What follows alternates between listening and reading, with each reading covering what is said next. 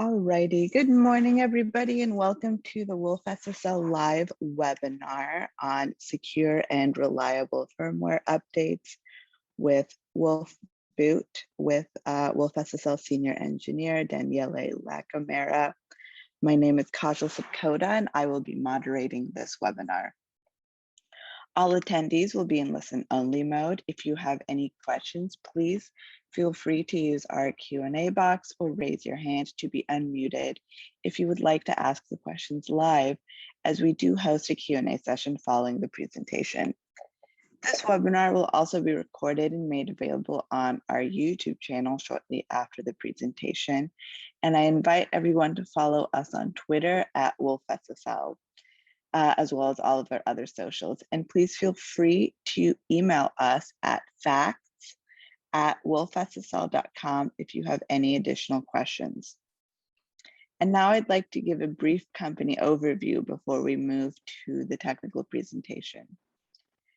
So wolfSSL was founded in 2004 by Todd Auska and Larry Stefanik when they realized there wasn't an open source dual licensed embedded SSL library available. OpenSSL existed at the time, but there was a demand for an alternative that was easily portable, smaller, faster, available under a clear commercial license, was equipped with a clean and modern API, and offered commercial style developer support. wolfSSL was born into this market need with an OpenSSL compatibility layer. Today, wolfSSL secures over 2 billion connections. We have more than 1,000 OEM customers, and dozens of resellers.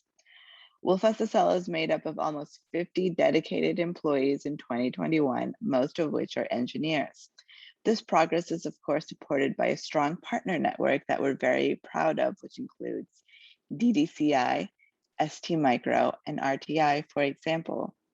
Since the beginning, our engineering team has developed several embedded security products, including wolfCrypt with DO178 support, FIPS certification, and a FIPS-ready offering, mqtt up to the version 5 specification, SSH v2, TPM 2.0, a secure bootloader known as wolfBoot, as well as Java wrappers and JSSC support, and commercial support for curl. All of these offerings are accompanied by thorough maintenance and support plans up to the 24/7 level. We also offer full service consulting. And now I'm going to hand it over to Daniele for the presentation. Thank you very much, Kaja, and welcome everyone to this webinar. We're going to talk about secure and reliable firmware updates using our secure boot solution that we call wolfBoot. One of the most important things about keeping connected device,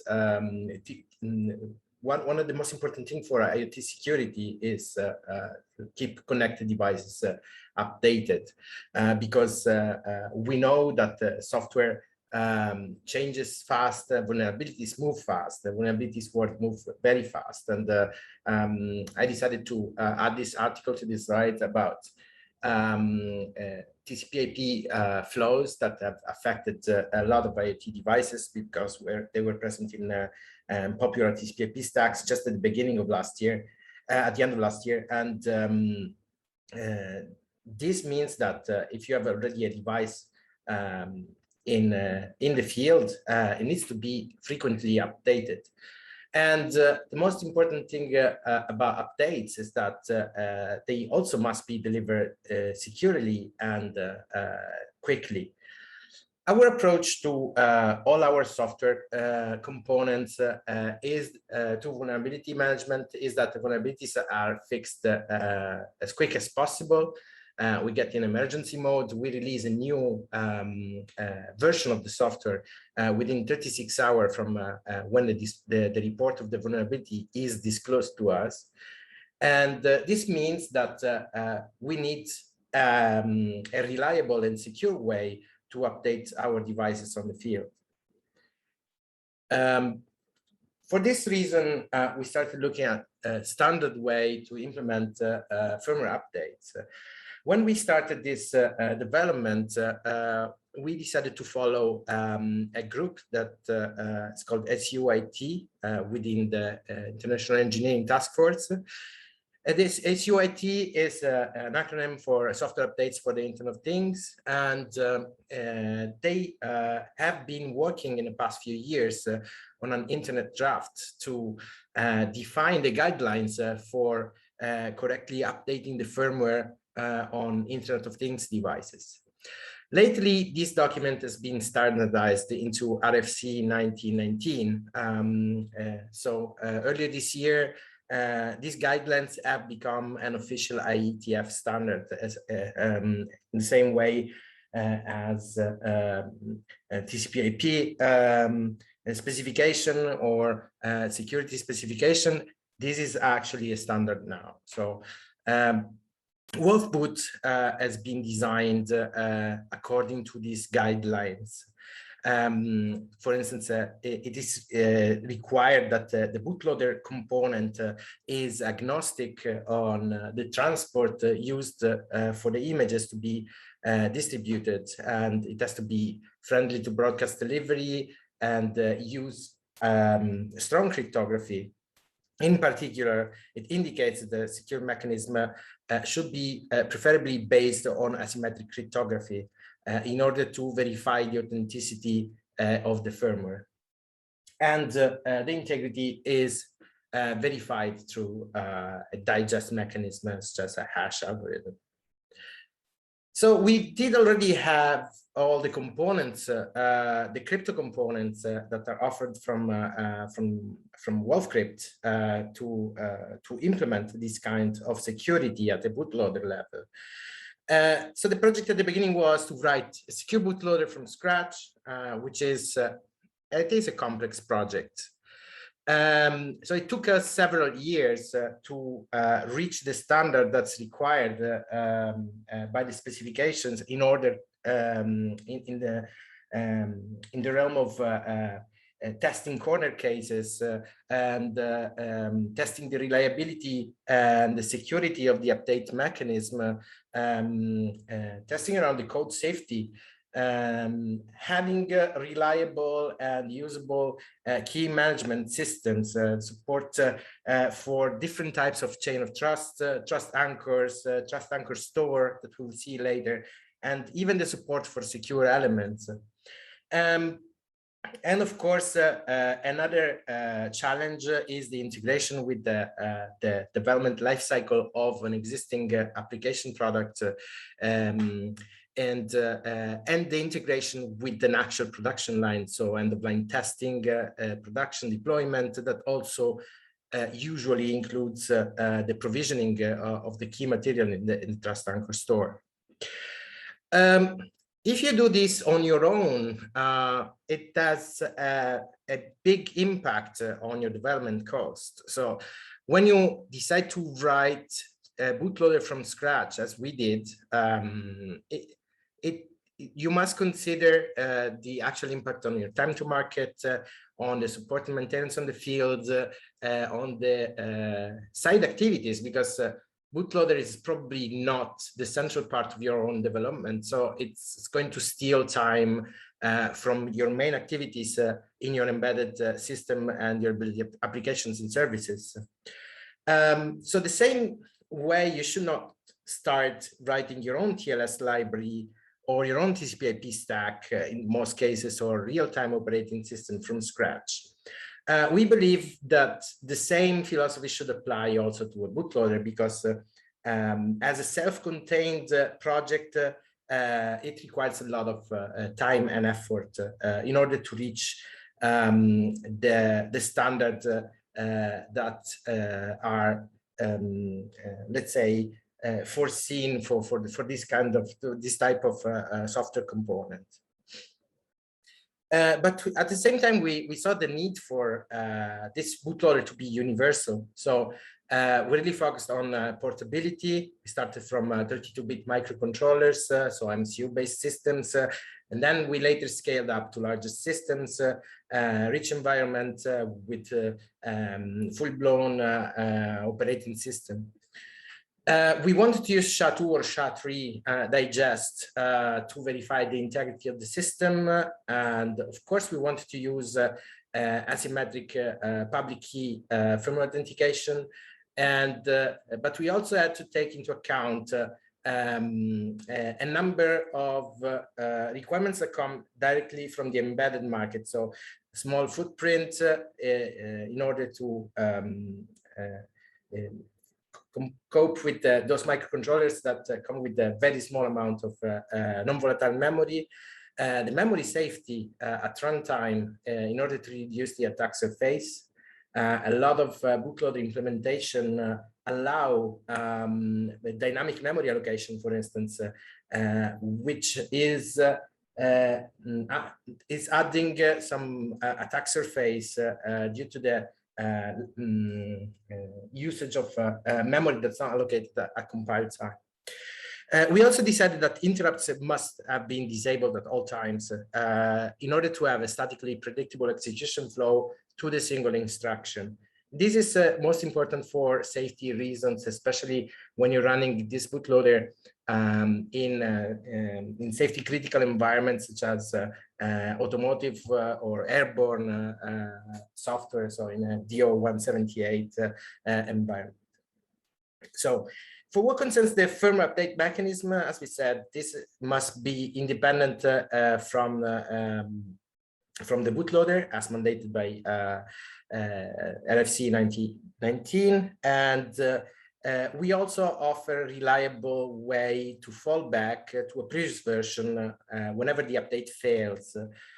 So even the update, even if the update is passing the checks on integrity and authenticity, they might still hide some defects and prevented the target to run as expected. So in this case, we do have a fallback mechanism that stores the last known running firmware in a backup partition, and then it can restore that if a proper running system is not detected at boot time. So this was a bit the background that led us to write wolfBoot, which is our open source universal secure bootloader. As we said, it was initially designed for the IoT market, so following the RFC 1919 requirements, initially for the single MCU case. And then scaled up. We supported 3 different microcontrollers architectures, so ARM Cortex-M, RISC-V RB32, and now also, since this year, also PowerPC 32-bit systems. And then we scaled it up to be compatible with 64-bit systems, such as ARM v8 CPUs with multiple cores, and even ARM v8 CPUs running with trust zone with the trusted execution environment. The bootloader is OS agnostic. It can integrate with any existing embedded system running bare metal central loop or any RTOS solution.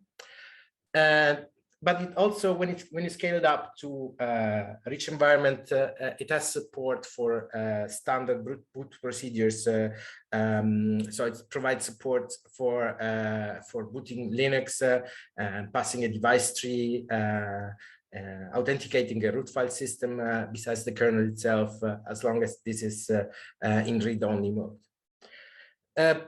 It has a lot of flexibility regarding the integration with the chain of trust. Works both as a standalone bootloader, and that's mostly the case in small microcontroller, or it can be chained anywhere in the staging of the final application. And just the only thing it needs is a single trust anchor in order to have a public key that's trusted in the system. And it can, of course, be added to your boot chain to add the specific features that you might need about verifying the integrity and the authenticity of every firmware that's running on your system. The firmware authentication at boot time, as we said, is using public key authentication. We support several different algorithms. So we support RSA, ECC, Edward curves. These algorithms are provided by wolfCrypt. And since wolfCrypt is providing the support for this crypto algorithm, it means that we can use out of the box all the crypto hardware accelerators that are natively supported by wolfCrypt, which includes tens of different devices, each one with their own drivers, distributed normally by hardware manufacturer, along with the specific microcontroller or as external modules. An excellent exception of these crypto hardware accelerators or crypto hardware chips is our TPM 2.0 devices. TPM 2.0 is the newest standard for TPM devices that have been popular in the last 2 decades for secure boot on PC systems, and they are now getting more and more traction in the embedded market as well, thanks to the integration to, let's say, embedded friendly protocols such as SPI and R2C. And the microcontroller or the microprocessor that's communicated to a TPM device can use a standard that's valid across different hardware manufacturers. And we do this through wolfTPM. wolfTPM, which is our API library to easily access all the functionalities of a TPM, and it can integrate with the wolfSSL ecosystem, including wolfBoot, which can use wolfTPM as trust anchor store for the key material that's needed for the application, but also as a crypto hardware accelerator in some cases. Another characteristic that has been stressed in the standardization of RFC 1919 is that the parsers are usually one of the weak points in this kind of implementation. So we took special care in keeping our parser code as small as possible, as indicated. And as also previously mentioned, we don't allow any dynamic memory allocation in the bootloader code. Encrypted storage support is also available for firmware updates. This is a feature that's marked as optional in the RFC. We do offer support for SHA-20 encryption with the one-time keys, which works only if the updates are stored on external update partitions. This is particularly useful because wiretapping an external interface that's accessing a non-volatile memory that's external to the microcontroller can result in reading out the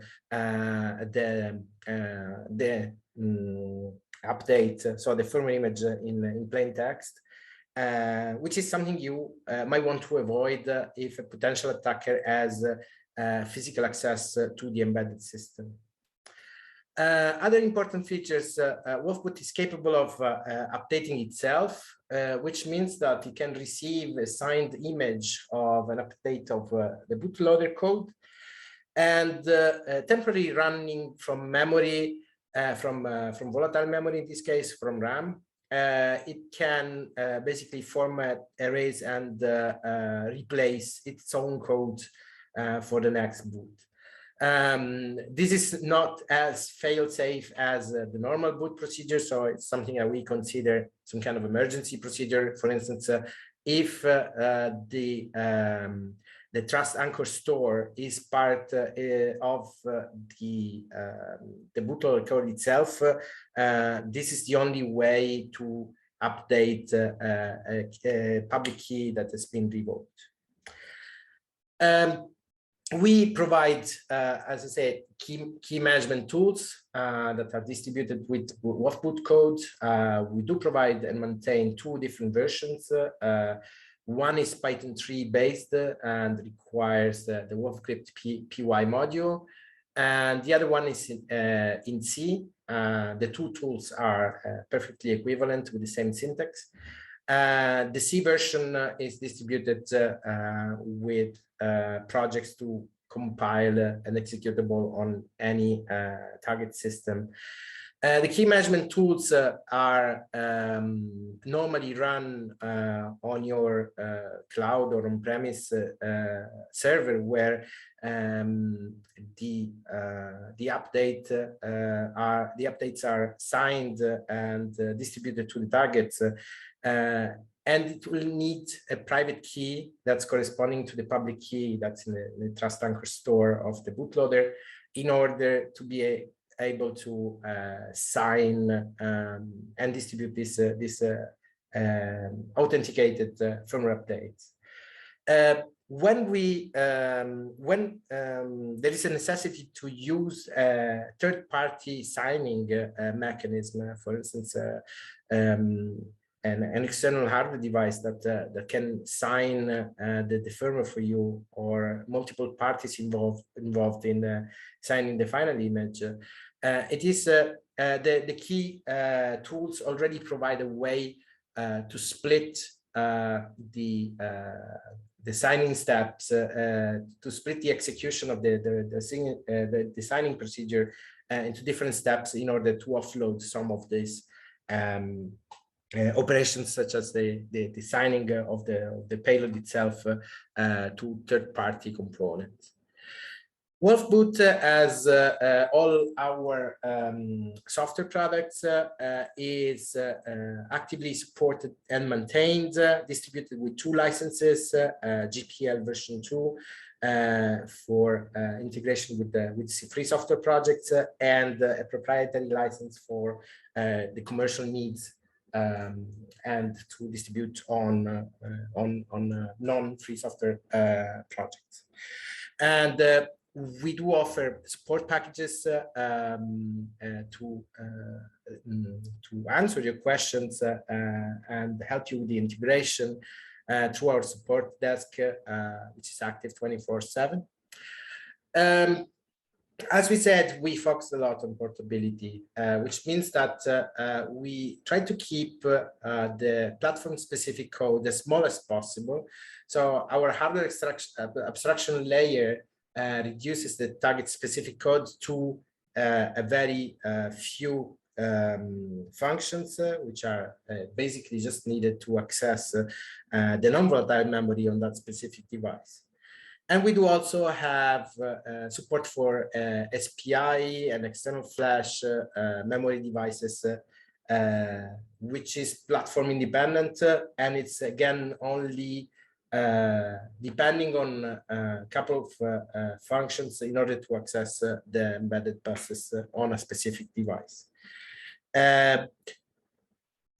We already distribute wolfBoot with the hardware abstraction backend for multiple devices, among the most common embedded targets that are in use by our customers, and we are constantly active to expand the compatibility to more and more devices. For what concerns the key management, if we look at the key management procedure, the key pair is generated once at the beginning, before creating the factory image for the application, for the embedded system. The private key stays, as I said, on the server, so it's never shared with other components, never travels in the manifest header of the firmware that's being transferred, etc. So it's only used for signing all the firmware that can be run on the target. The public key can be stored on the target as long as it's accessible by the bootloader. This can be done in multiple different ways. We don't provide a revocation mechanism for that public key, except for the bootloader updates, or if it's stored on a trust anchor that has a different way of a different access, then it can be updated like in a separate procedure. And so the security of this mechanism basically only depends on the unique private key that's used to sign the updates in the backend. So the device only requirement is the trust anchor to embed the public key used to verify the signature. When you run the sign tool, it will create a manifest header that will be attached to the image. The manifest header contains all the information about the firmware, its version, the compile time, and all these features are also part of the sign payload. So it is not possible for an attacker to modify the manifest header without invalidating the signature of the entire firmware. So de facto making the update void, the procedure void. On the definition of a trust anchor, there is another RFC that says how a trust anchor should be implemented. It is an authoritative source of information for us. It is very important that's integrity, and that's never modified by a potential attacker or a third party. Especially this is also reminded in the RFC 1919 as well, that the trust anchor store must resist modification against unauthorized insertion, deletion, and modification. You can notice that since it's a public key, it can be read out without any consequences, because it's in fact public and it's not sufficient to take over control of what software the device would be running. For this reason, let's say, if you want to embed the public key in the bootloader code, this is also a valid option in a lot of cases. And it's sufficiently secure to have a write protection on the flash partition. That's where the trust anchor is stored, but does not prevent all types of hardware attacks. Some chip manufacturer might be aware of the fact that their chips are more or less vulnerable to these types of attacks, which are often based on glitching, inserting glitches through power, inserting faults to power glitches, etc. Trust anchors, best trust anchors store are implemented using secure elements. So that's a different level of security usually. So the consideration here is that it is better to rely on a specific hardware component that's capable to provide some kind of vault to store your keys. And in some cases, there might be an external authority to install trust anchors that are specific for the device. In some cases, this can be also the hardware manufacturer itself that generates the keys for you and pre-provision them to a storage element in your hardware device. So this is also something that we support. Also thanks to the fact that the key tools are capable of splitting the signature, the signing procedure into multiple steps, as mentioned earlier. So in a real live example, we generate the key once. So the private key and the public key is the key pair that we can generate at once. The public key is somewhat accessible some way from bootloader while the device is running through its trust anchor store. The private key is stored on the server side. So whenever you have a new firmware available and you want to sign it, you'll have to associate a version number. This is very important because wolfBoot by default doesn't allow downgrading to a previous version. That's because it's to prevent this kind of attacks where you can replay, for instance, an old firmware update for an old version that you might know is it has some known vulnerabilities, and then you might want to exploit these vulnerabilities. So it's not possible to downgrade to a previous version. So the version number needs to be provided at this stage so that when you're signing the firmware, the version number is also part of the signed authenticated firmware. And as I said, this cannot be altered because part of the manifest is also signed. At that point, wolfBoot is capable of authenticating the firmware and will allow staging that firmware as well. For what concerns the update management, there are two possible strategies, and we support both in order to support all types of IoT devices as instructed by the RFC. So the classic rich environment approach is the AB approach. So there are two equally important partitions, say like this. They have the same hierarchy level. So the update is installed always is downloaded and installed in a partition that's currently not running the system. So basically, like this, at the beginning, the bootloader can elect the best option between the two, as long as the option is also authenticated and verified for integrity. This, of course, doesn't work very well on single MCUs because the active firmware must always boot from the same place. And this is due to the executing place constraints, the starting and the physical memory mapping, basically, that's typical of those microcontrollers. So microcontroller execution should always start from the same address in memory, and this address needs to be known at compile time. Which means that the firmware image, in order to be universal, it needs always to boot from the same address. And this means that this, as also specified in the RFC, this implies that we have to swap the newer update image that we received and the current running firmware, and the bootloader and wolfBoot is doing exactly this on this kind of simple single MCU cases.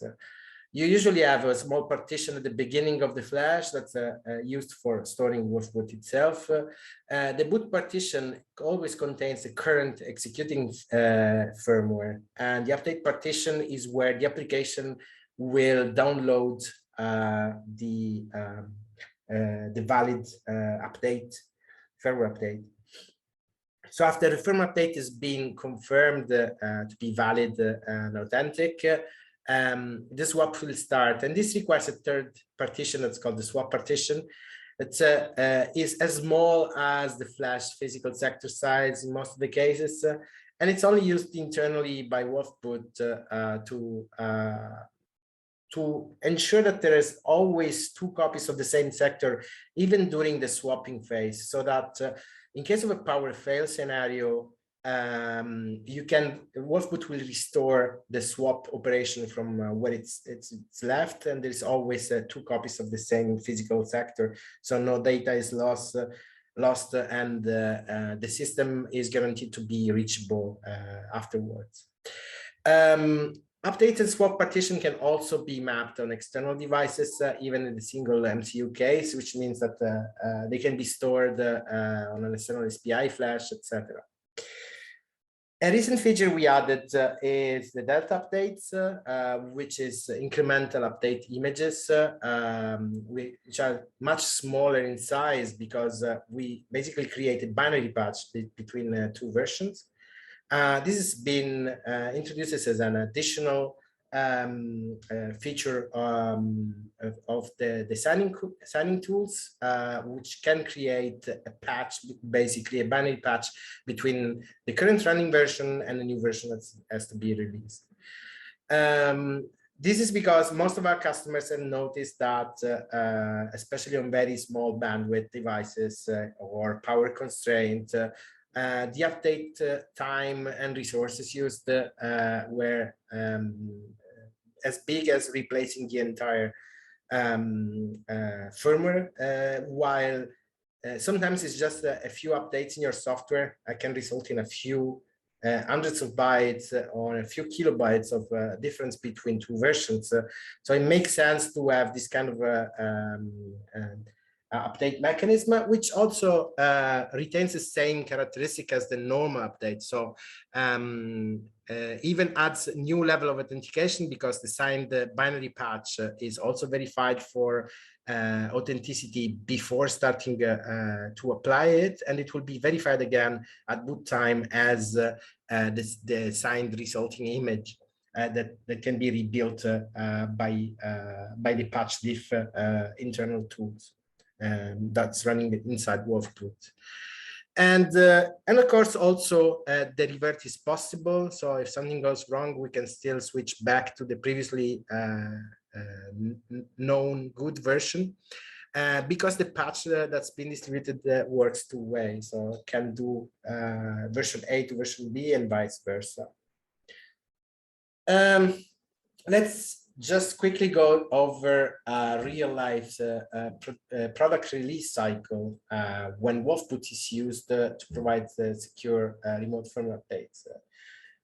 In this case, we also consider that we can flash at the beginning a wolfBoot image to its own partition using a JTAG, probably in a factory, and wolfBoot will be accessing a trust anchor that can be also part of this partition, as in some cases, or external.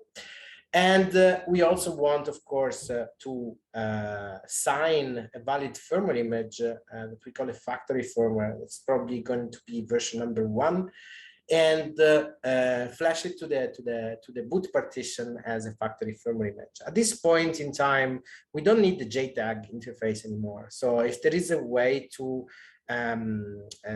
through fuses to disable it permanently on the final device, that's a good time to do so. And from this moment on, we only wolfBoot capable of rewriting the current firmware. So this is how the system looks like at first boot.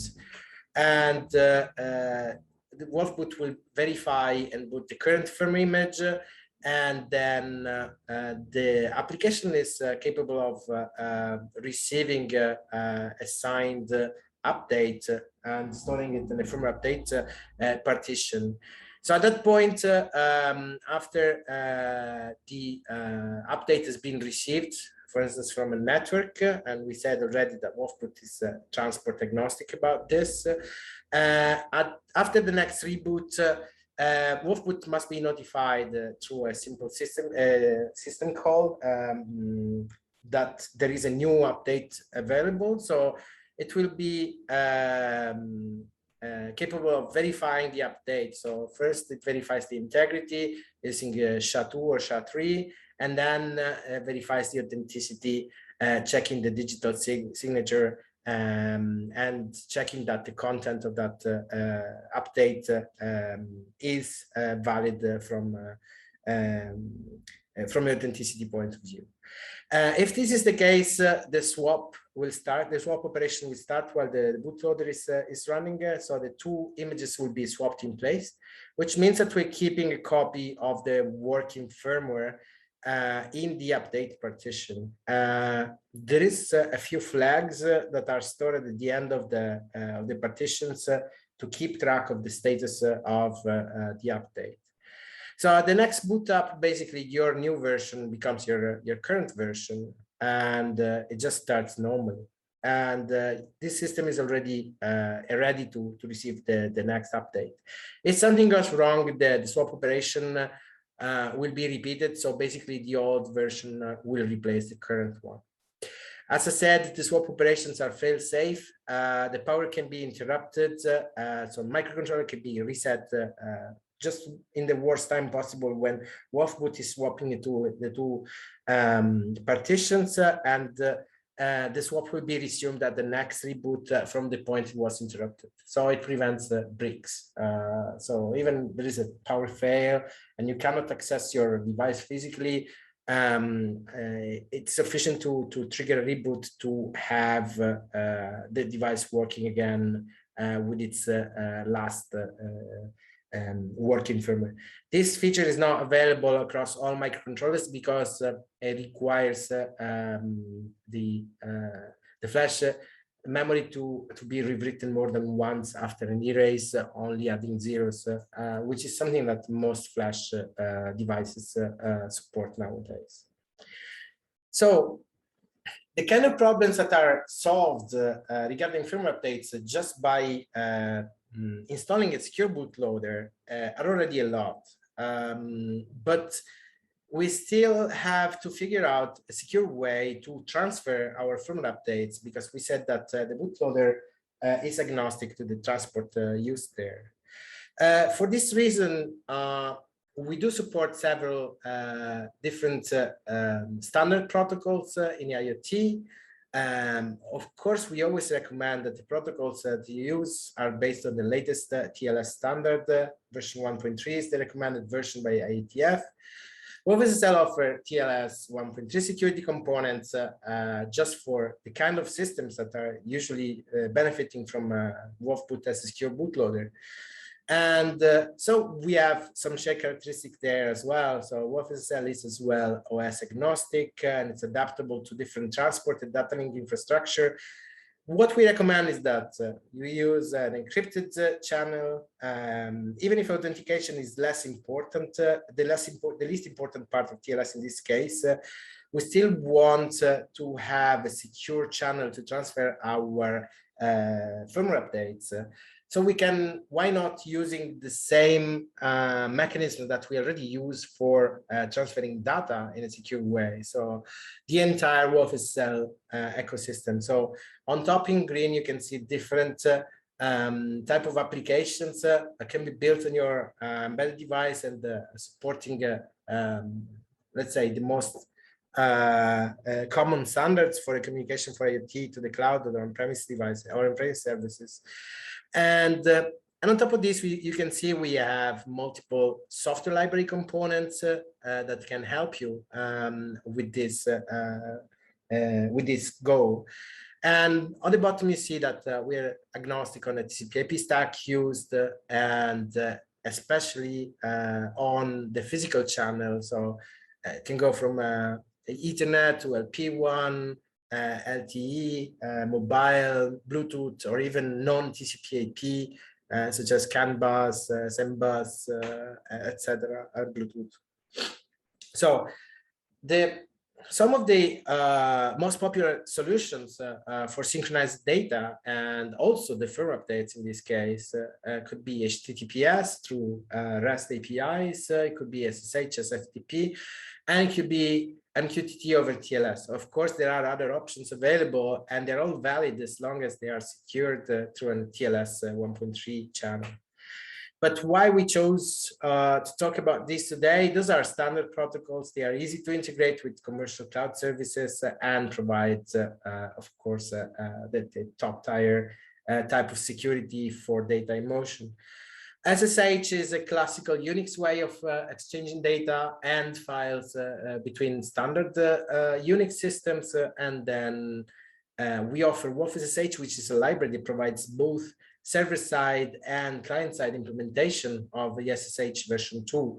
And it also supports secure copy and secure file transfer protocol that don't necessarily need a physical file system. You can associate a single call for a single file transfer to your firmware update partition in a wolfBoot powered firmware update scenario. And of course, it's customizable and it's designed to run on small microcontrollers, so it can scale down to any TOS or bare metal solution easily. And it's compatible with all popular SSH clients that you can run your PC.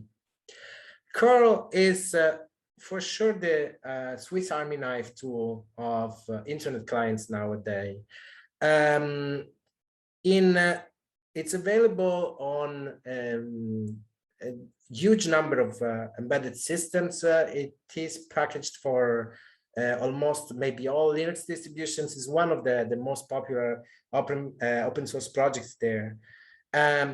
Since the author and maintainer of curl is in the team of SSL, we can provide support for curl on the rich environments. and but also on embedded devices as well as HTTPS client, because we've been working on something called TinyCore, which is a tiny version of core that runs on HTTPS 1.0 only, under 100 kilobyte, including the wolfSSL TLS support on 32-bit microcontrollers. So the typical access scenario is to access REST services on a remote server on the cloud or on on-premise devices. And of course, it supports HTTPS by default with the TLS 1.3. And then we have mqtt. We support up to the latest standard requirements, mqtt 5.0. Wolf mqtt is our client library implementation for embedded systems. So once again, is designed for small microcontrollers, can scale down. It's a very, very small footprint, and it uses TLS by default through port 8883. So what we have seen is that the secure boot and Reliable Firmware Updates are constantly, steadily becoming a requirement in the IoT universe, especially for those connected devices that have to deal with vulnerability management because they rely on software components and need to be updated frequently.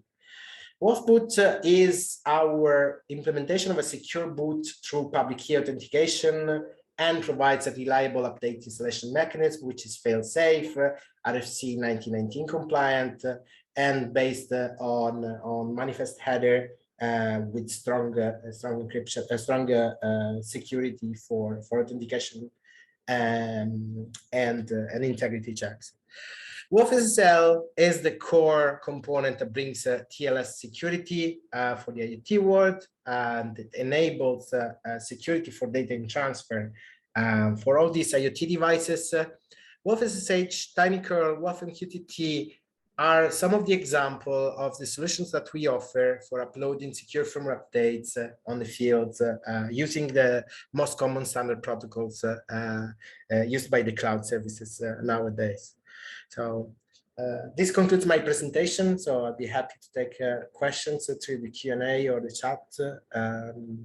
And of course, you can contact us for more technical details with technical questions directed to support@wolfssl.com. Thank you very much. Yeah, of course. We have a few questions over here.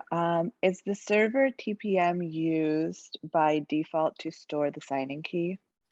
No, we do have the possibility to store keys in a TPM thanks to the integration of wolfBoot with wolf TPM, but that's not the default option. So the default option is the simplest one available, which is just anchor in the wolfBoot code. But of course, we recommend to evaluate different designs, security designs, depending on the security requirements of the system itself. Course. If you cannot downgrade software versions, how does reverting firmware after a failed update work?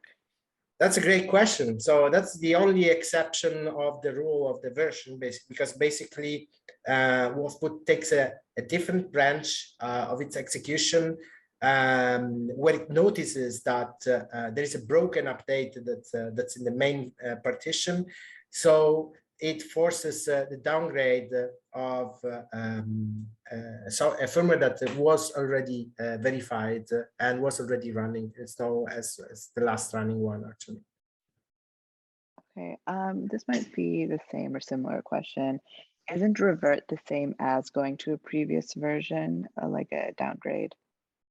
So downgrade by sending an older version is not allowed. The only revert allowed is when you're switching from a non-working firmware partition to the image that was previously put in as a backup. So it's not an update, but it's something that is marked as the last good working version of the software.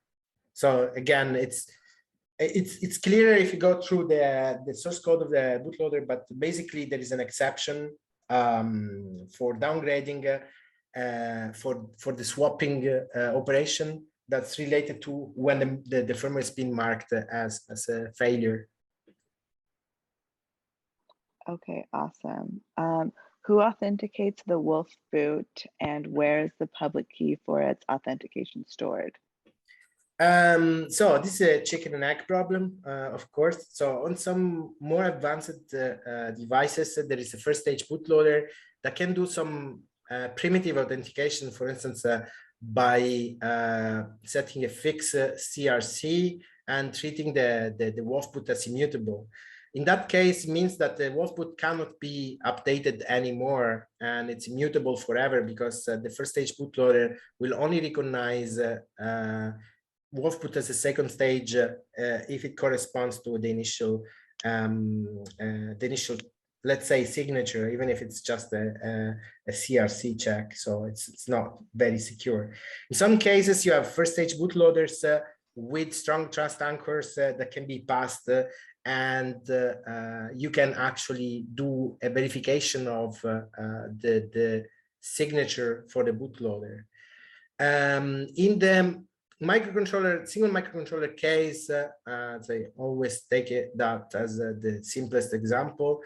Flash protection, flash write protection comes in that direction, because basically you set the bootloader as immutable and it cannot be replaced anymore, so you don't need to verify it when it is actually immutable. Some of our customers are chip manufacturers that flash wolfBoot in their read-only memory. So basically, there is no way of updating the bootloader when it is in a ROM, basically.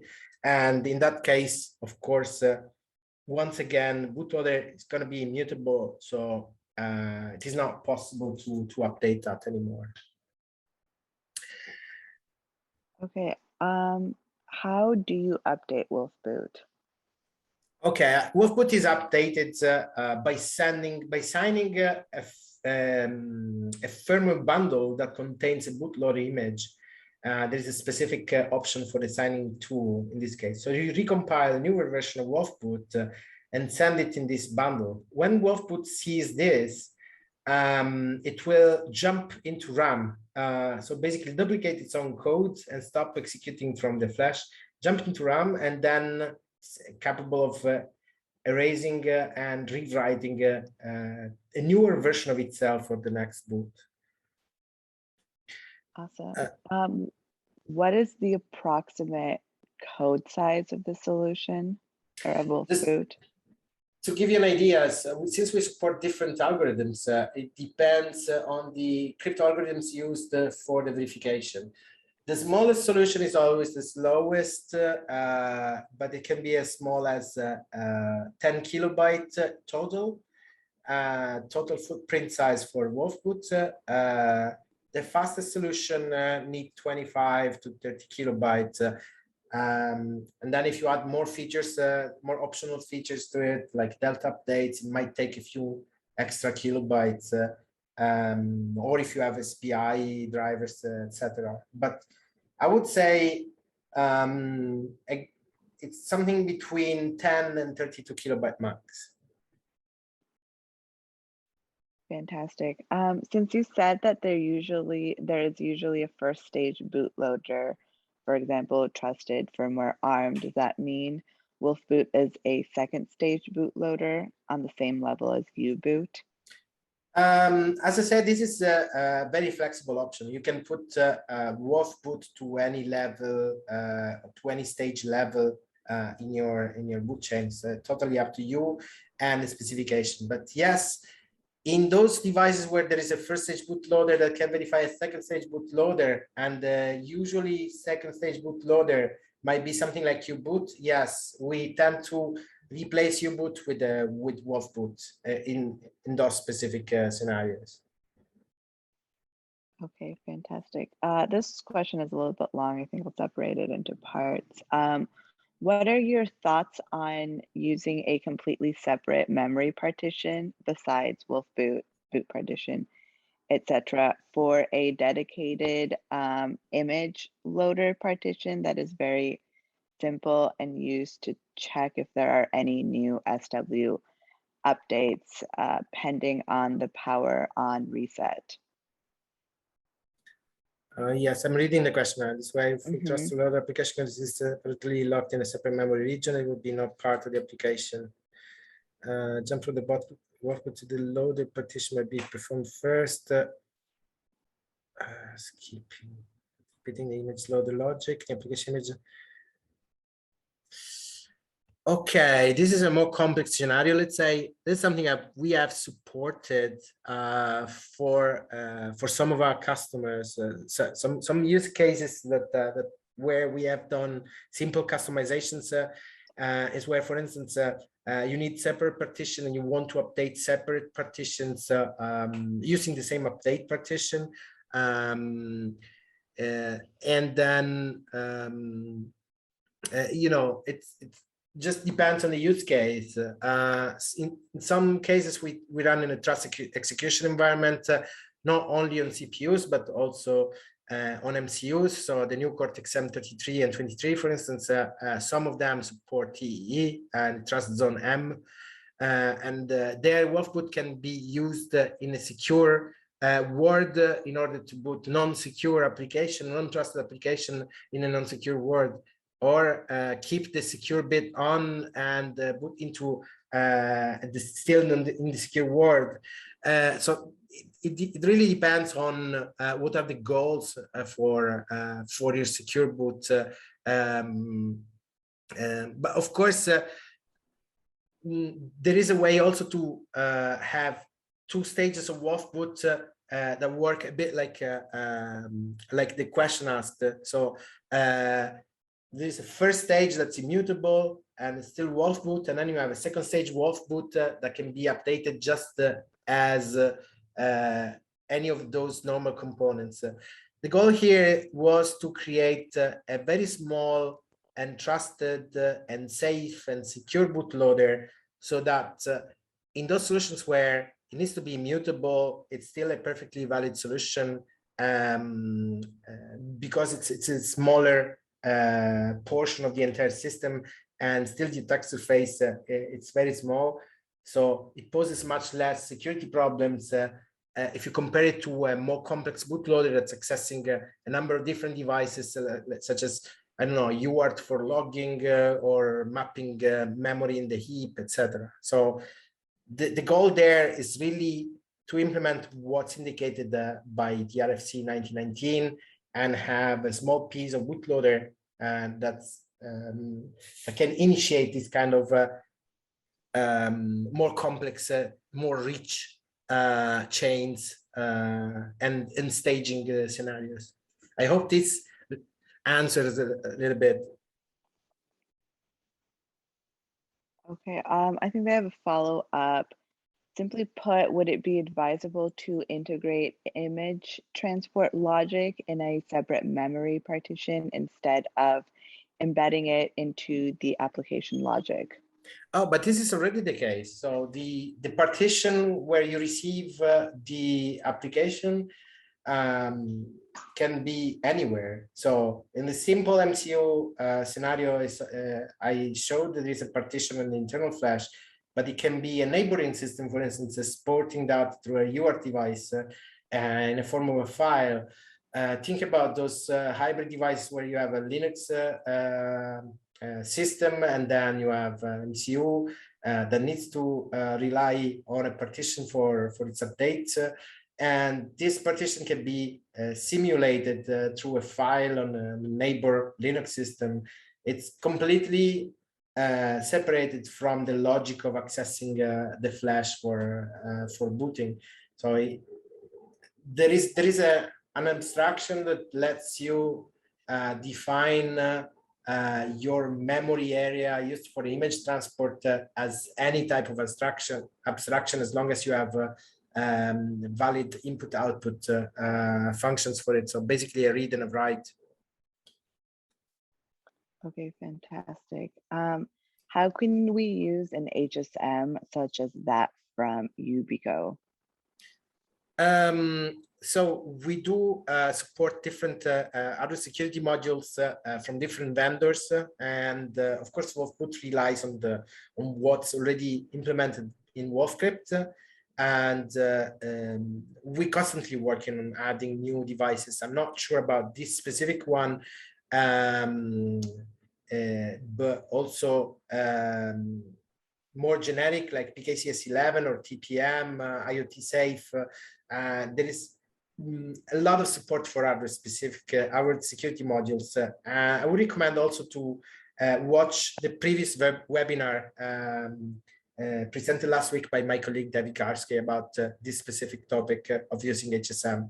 And of course, everything applies to TLS and all the other crypto also applies to wolfBoot. So probably one last question there. Yeah, this is our last question. How a bootloader decides to, or how does a bootloader decide to swap back to a previous version? Basically, there is a function that must be called in your firmware to confirm that the boot was successful. That's called like wolfBoot success, actually, and it needs to be called from your application. It sets a flag in the partition to say that that firmware was booted at least once correctly. And of course, this is done once because it's not going to rewrite the same flag multiple times. Usually, this function must be called in a meeting point in your application where, for instance, the system is already reachable from a remote location, and you can, I don't know, test your network is fine, and you. So that's if you don't call that function and you reboot, the bootloader will assume that something went wrong and will replace with the previous version.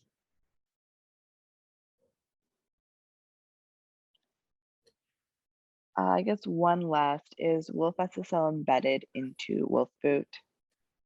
Yes, wolfSSL. Not the entire wolfSSL as you know it from TLS library, but single components from the wolfcrypt engine are selected and compiled in wolfcrypt, wolfBoot.